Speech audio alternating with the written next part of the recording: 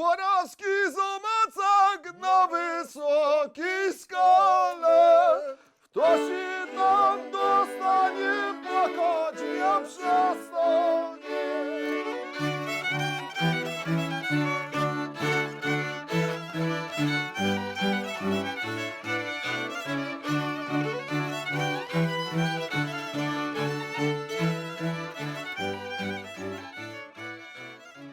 Witajcie pięknie. Dziś opowiem o nutach zielonych, które kończą taniec góralski. Na zieloną pierwszy raz w całym tańcu partner może złapać tancerkę i okręcić w jedną i w drugą stronę. Krok przypomina krakowskiego chołupca, ale jest troszkę niższy na tak zwanych półpalcach. Do zielonej są dwie śpiewki. Zielonolipka, cy jawor, cy jest to dziewce Boże mój, cy jest by było moje to, chodziłek ku niej bez lato.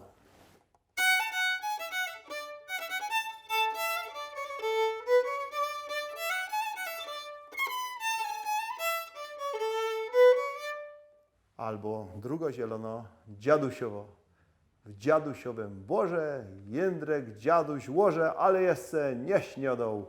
Moja kochanecku, nieś mu śniadanecku, ale se z nim nie godoj.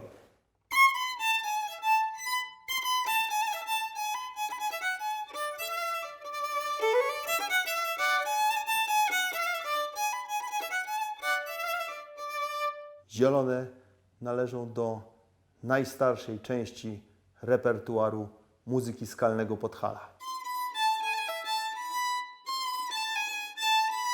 Kultura góralska powstawała na styku kultury rolniczej, małopolskiej i tej kultury pasterskiej, wołoskiej, którą Wołosi między XIV a XVII wiekiem przynieśli w granice Rzeczypospolitej.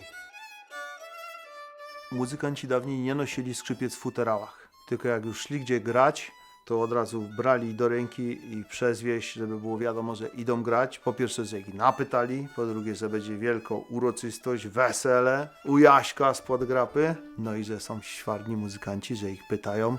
Temu też nie czyścili z kalafonii strun i skrzypiec, żeby było widać, że grają. Mój chrzestny ojciec, stryk Jędrek Tutka z Kościelisk, z Krzeptówek, gadał tak: jacy mają być muzykancią? Pięknie grać, pięknie śpiewać, pięknie wyglądać, być pięknie ubrani, nie kurzyć, nie pić i nie robić przerw. Muzykanci góralscy trzymają gęśle troszeczkę inaczej jako po miastach. Na piersi, na sercu, co by nuty prosto z serca wychodziły.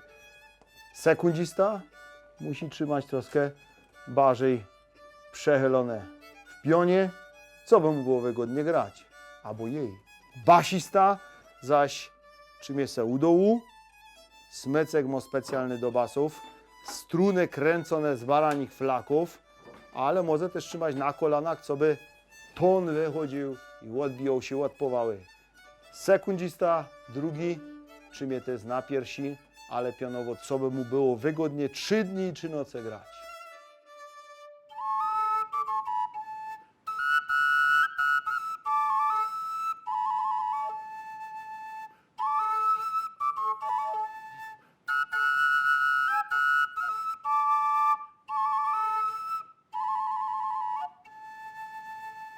Jest taki starodawny toniec góralski podylu do nuty ze starej.